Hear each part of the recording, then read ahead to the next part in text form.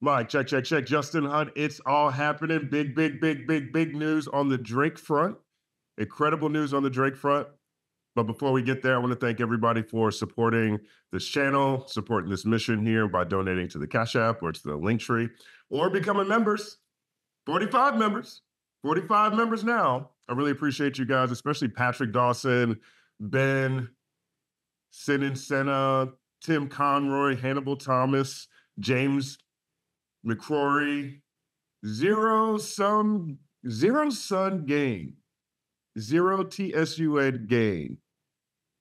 No, zero TSUN gain. That's fly. That is fly. That's t-shirt worthy on its own. Andrew Francis, Lils, thank you, Lils, John Jones, Corey Welch. I mean, this is this is incredible. A major thank you for helping to support this mission. I've been dropping more often. Yesterday we dropped a video on 50 Cent on why he supports Drake.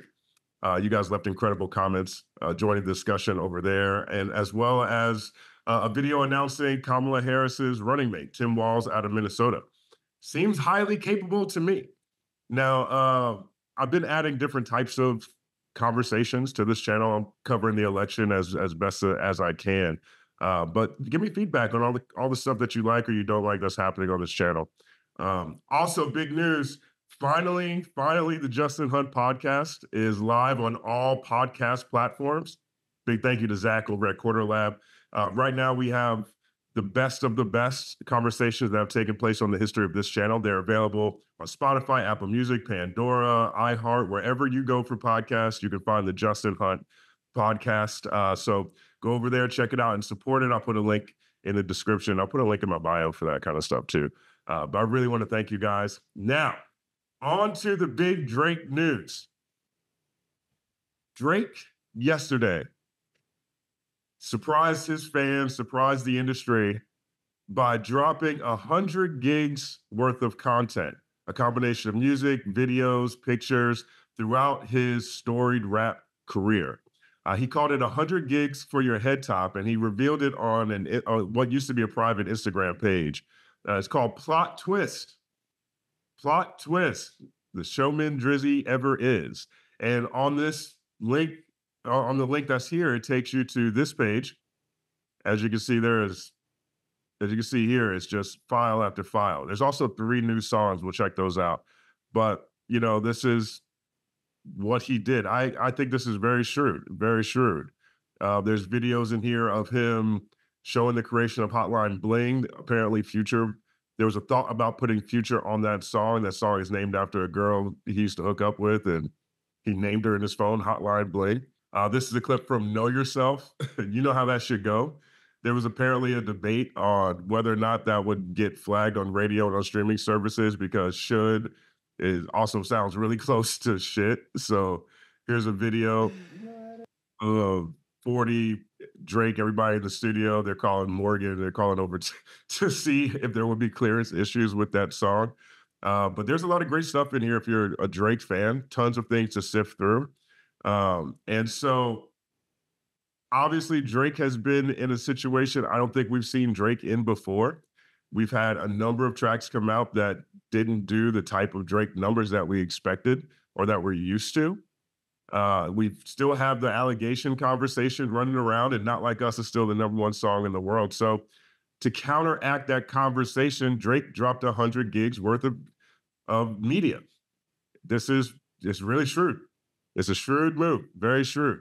Some of the early reactions, right? And then of course, there's the naysayers, right? Here's one of the ones I thought was really funny. Drake needs 100 gigs of songs to compete with Not Like Us. I mean, that narrative has been around, but that narrative is really embedded.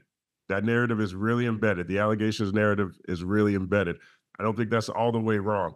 Now, there's 3 songs that were released. One of them is called It's Up. It features Young Thug and 21 Savage. The song it's pretty hard, I'll be honest. It's a hard track. Drake is rapping dope. He is talking about how Young Thug, he did enough time in jail, free Young Thug, essentially. But there's a few controversial bars from 21 Savage. I'll play a quick clip of them, and they'll break it down. Oh, rap cap, come out my mouth. Made a couple songs, think he hot now. Hit his ass up, he think he pot now. Broad daylight, he got shot down. Made a couple songs, he thinks he's hot now.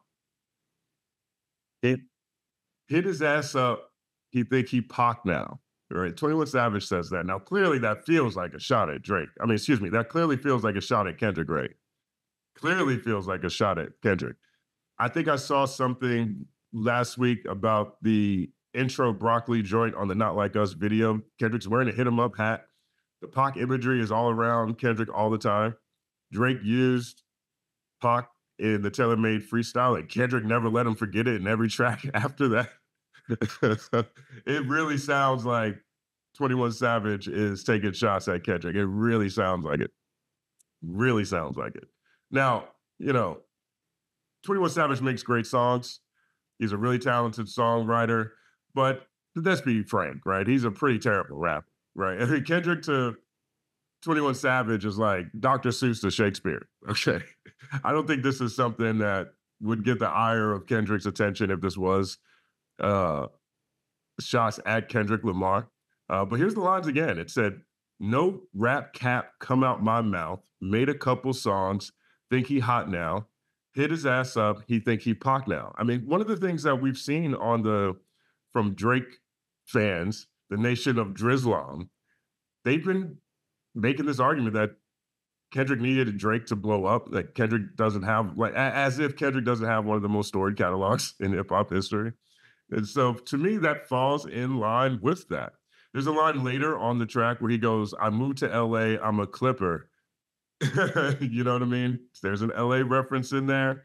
It really does feel like he's taking shots at Kendrick. Now, I think perhaps these songs were recorded before the beef started, but 21 Savage has been in Drake's corner the whole time. There's actually some cool stuff about the making of Her Loss with 21 Savage in the 100 Gigs for Your Head top folder. Check it out if you missed it. I mean, it's really great fan service over there.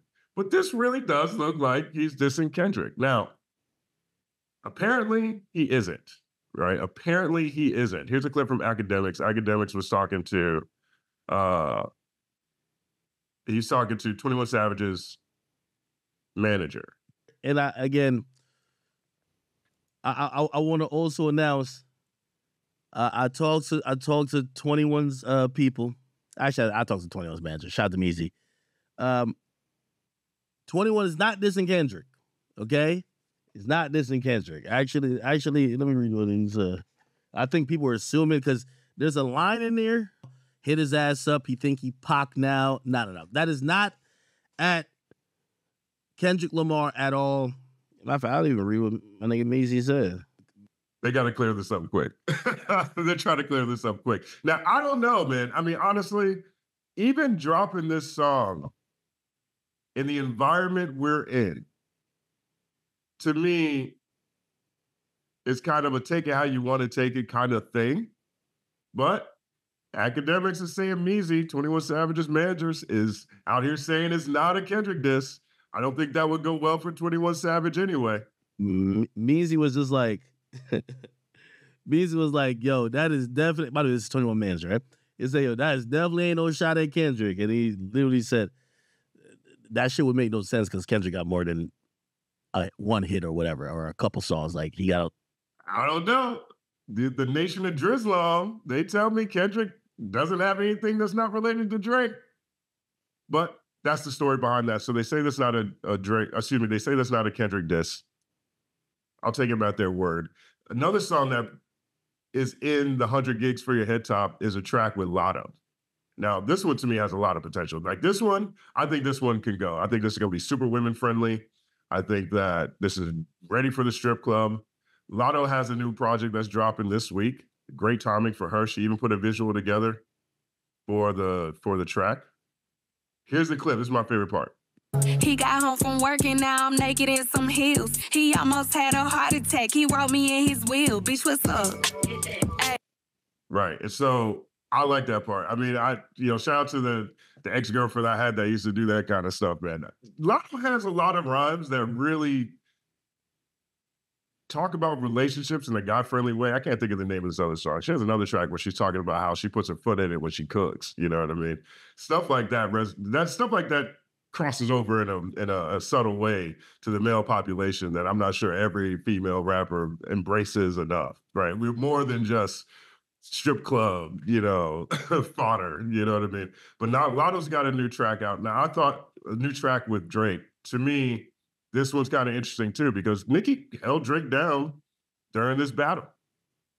Held him down, and now he's got Latto on a track. They have had problems for years.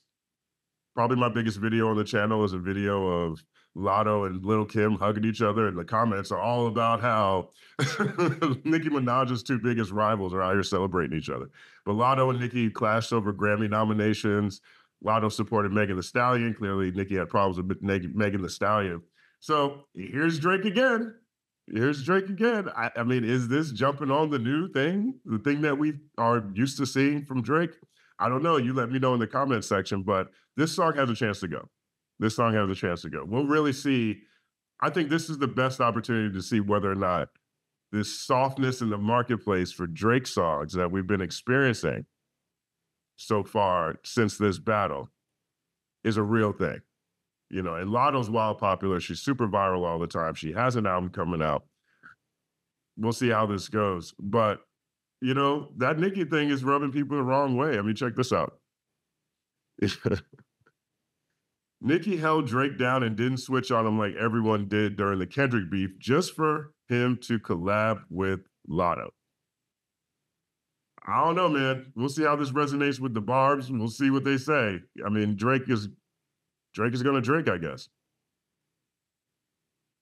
Right? So that's where we are with these tracks. There's another one called Blue, Green, Red, Red, Green, Blue. It's a singing Drake song. I know they say they like Drake with the melodies. I don't.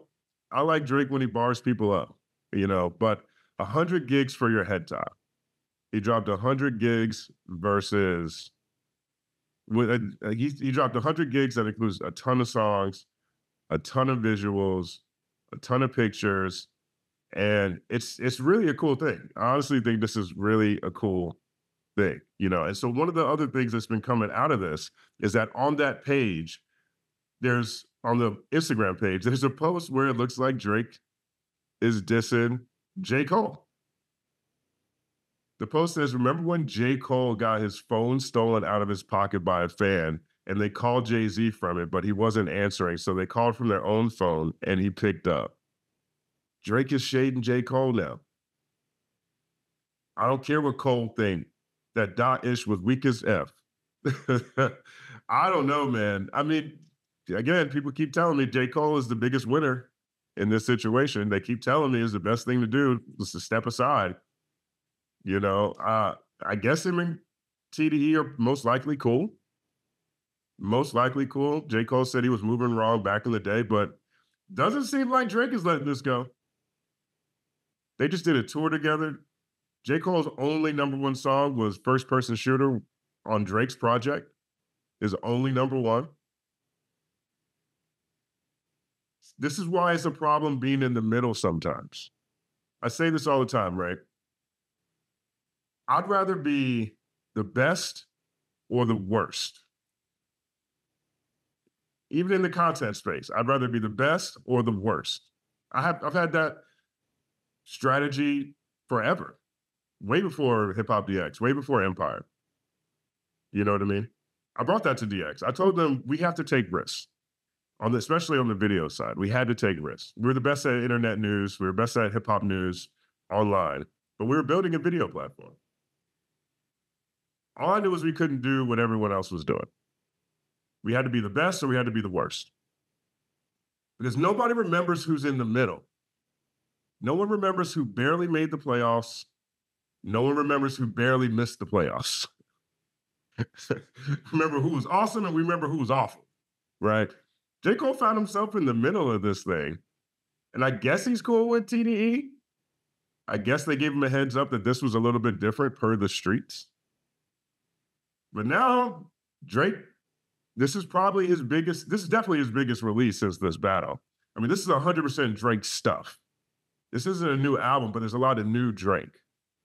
A lot of amazing fan service is in these files. And on the Instagram account, he makes sure to include a J. Cole diss. A J. Cole diss. Now, maybe maybe J. Cole will keep shrugging this off, but I don't think this is going to stop. This is the second one. He's got the line on Family Matters, and he's got this. I don't think Drake's going to stop on this. There was an announcement that I guess Drake has an album coming in the fall. I don't think this is going anywhere. I think everybody that's on Drake's hit list is still on that hit list. There's a couple of lines on It's Up that people think are aimed at A$AP Rocky. You know, at the outro of that song, it says, "Hey, I'm feeling like 2 Chainz, true. I'm 21 B, I'm not 22, knocking off the name brand hitters in your crew. Heard you miss your dogs, now it's long live who? Long live A$AP." There's another long live line in here somewhere. A$AP just dropped a song against Drake. I haven't talked about that yet on this channel. And it also seems to be aimed at Travis Scott. 21 is still on the radar. Excuse me. A$AP Rocky is still on Drake's radar. And now it looks like J. Cole is. We'll see what this album sounds like in the fall or what other songs seem to come out that Drake releases. But it looks like J. Cole cleared the air on one side and now has a different kind of problems. Let me know who you think would win in a battle between Drake and J. Cole, because I don't know. I really don't know that either. I put up a tweet around the release of Family Matters where I talked about how in almost any other battle, Family Matters would be a problem, but not in the face of the Shakespearean shakedown that Kendrick Lamar placed on Drake's head top. Right? His raps are really great. If that battle is happening if that track is against anybody else, it probably wouldn't include the stuff that aged poorly. It probably wouldn't include the slaves thing. It probably wouldn't include his mom stepping on his mom who told him not to say the N-word or asked him not to say the N-word. The stuff, it probably wouldn't have included the allegations. It would just be a fire rap with different bars aimed at people. I don't know what this sounds like. I don't know what J. Cole does against that. J. Cole has a lot of spirituality, a lot of connection to, he has a strong connection to energy. He said he was moving wrong during his apology. Maybe that angle would work against Drake. But honestly, I think J. Cole would just sit that out too. I don't think J. Cole really wants a challenge. Right? I just don't. But I'm very curious. I don't know how this goes for J. Cole. Let me know what you think in the comments section. If you think J. Cole and Drake, if they went head to head, who would come out on top? Because I can't call it. I know that Drake is definitely more battle ready, and Drake can rap better than people give him credit for. Drake writes for other people. Other people write for him. I don't think Drake is a guy who's never written a rap. You know what I mean? He's not Milli Vanilli out here. You know, he's just not as great as his numbers seem to indicate. He's just not as solid on the. He's just has so many big songs that have so many other people who delivered them for him. But I don't think that J. Cole versus Drake is obvious.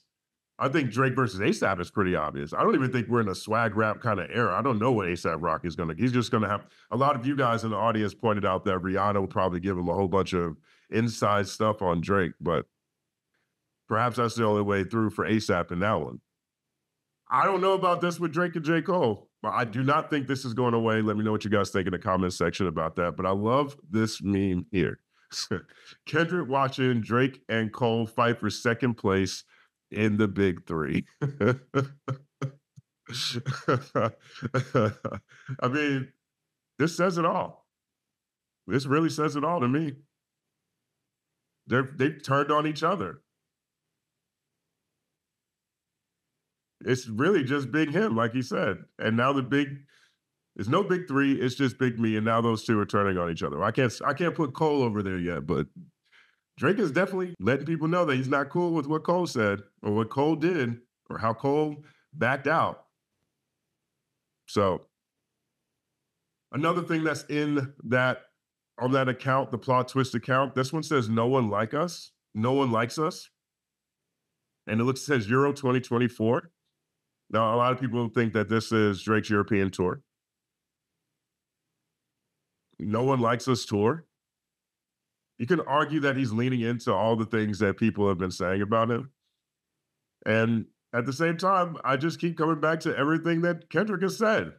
Euphoria starts with everything you say about me is true. Backwards. We've got the song with Latto. She's from Atlanta. We've got the song with Young Thug and 21 Savage. Thug made him feel like he's a slime in his head. You run to Atlanta when you need a few dollars. And now it's the No One Likes Us tour. He tried leaning into BBL Drizzy.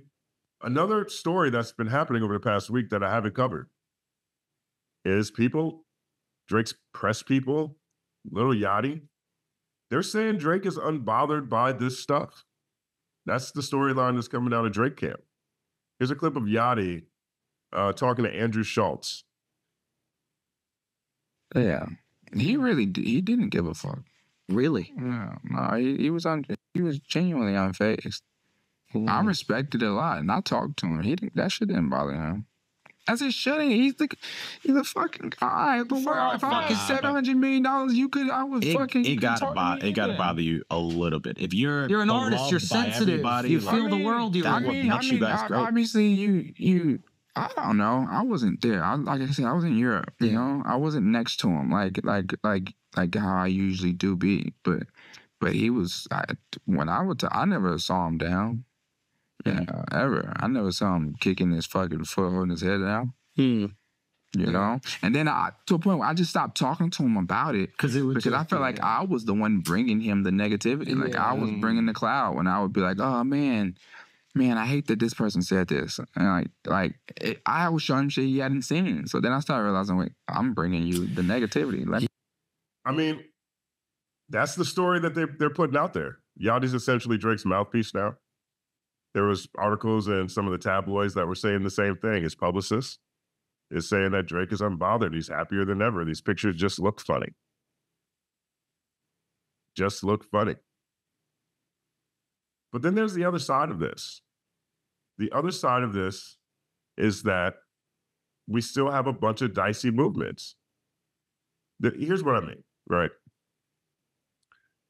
We covered Schoolboy Q's show at History. History is the club that Drake curated, owns. It's Drake's club in Toronto. It's a partnership with Live Nation. And so they put a no-fly zone on Schoolboy Q. They canceled the show the day before. Tried to say the Toronto police were the ones who did that. Tried to say, I don't know what the real story is. The same thing happened to Sir. Sir's another TDE artist. Sorry to my Toronto fans, the show has been canceled. We're working on rescheduling for a later date. Schoolboy Q, ha ha ha, take your ass home, boys. Sing on the bus, it's over with. They don't like us. They don't like us. That's another thing Kendrick was saying throughout the battle. I heard people don't like the West Coast. I'm fine with it. I'll push the line with it. 2 TDE artists had their shows canceled at Drake's club in Toronto. I don't know. That sounds like you kind of bothered to me. You know, I've got friends all over this industry. I have relationships at just about everybody's camp, you know, and I have a lot of relationships with the media.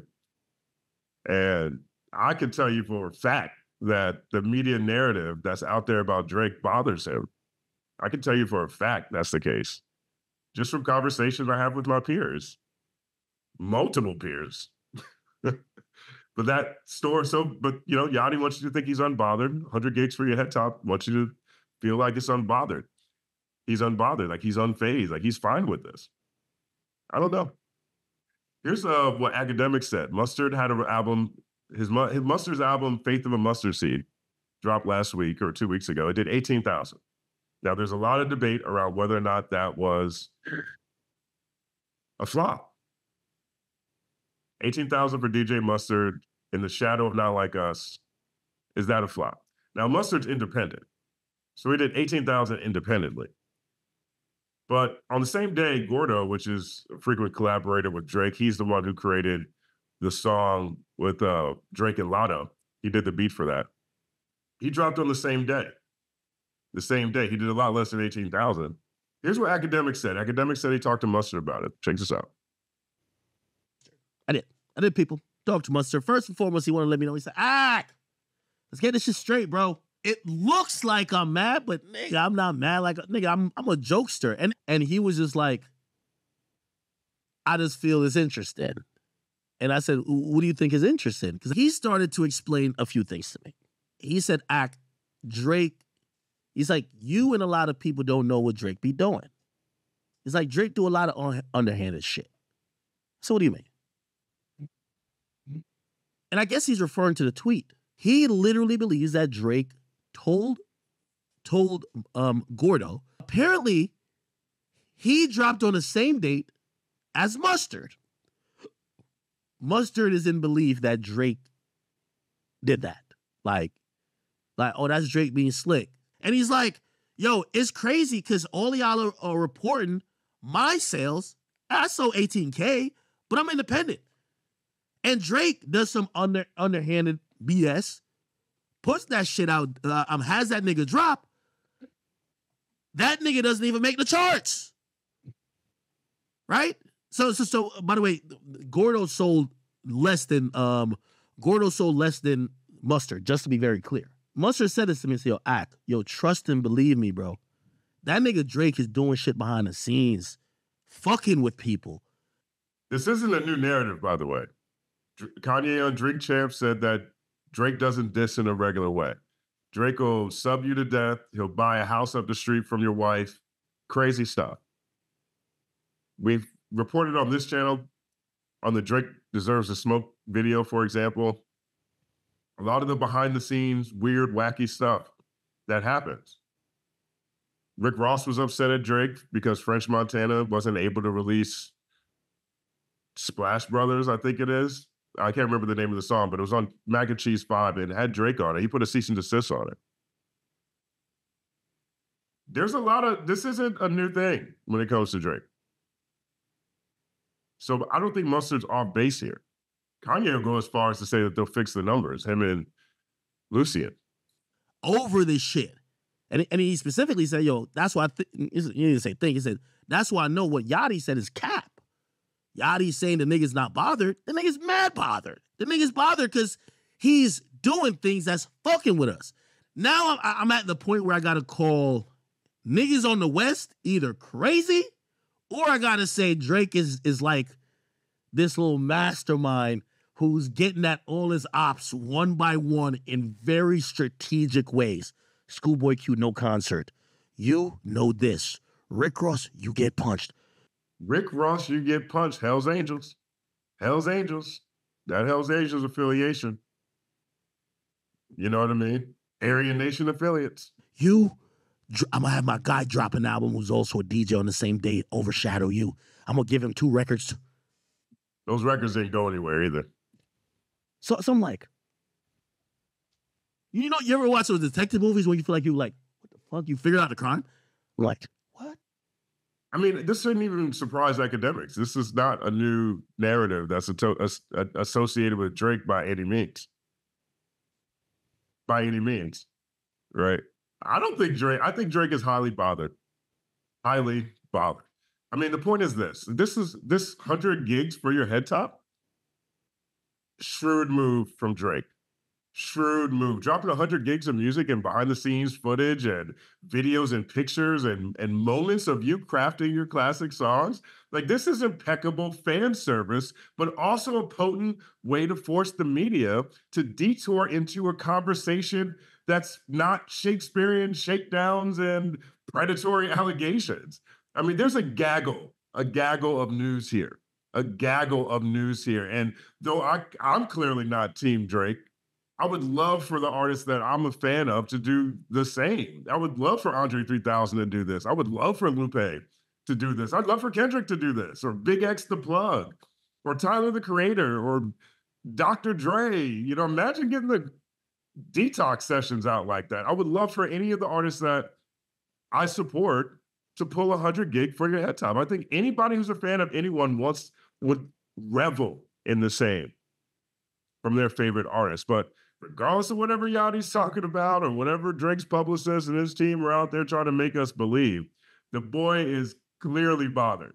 He is clearly bothered. And he's pulling the same privileged, passive-aggressive behavior behind the scenes BS that turned the rap Avengers against him in the first place. In the first place. The boy is still playing with fire. He's still playing with fire. And Not Like Us is still the #1 song in the world. Wop, wop, wop, wop, wop. Y'all know the rest.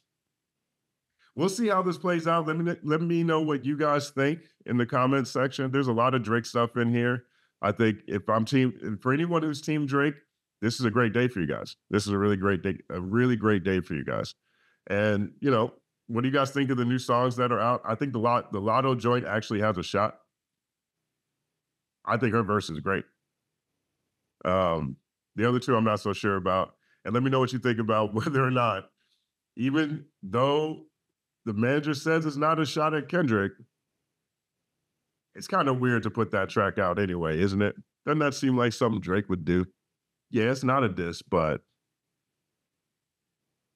let me know what you think in the comment section. I'm Justin Hunt. Like, subscribe to the channel. Join members. We got members. Big shout out to all my members. It's all happening.